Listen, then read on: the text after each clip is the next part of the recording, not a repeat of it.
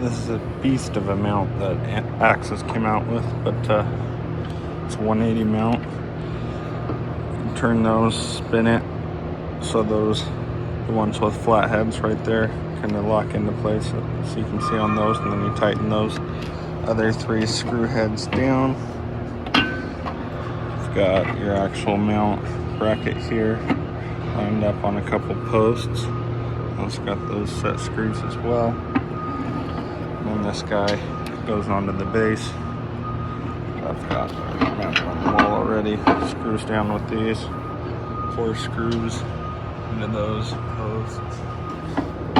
Yeah, it's honestly kind of a beast. I'll try and set my phone up so you can see it, but no promises.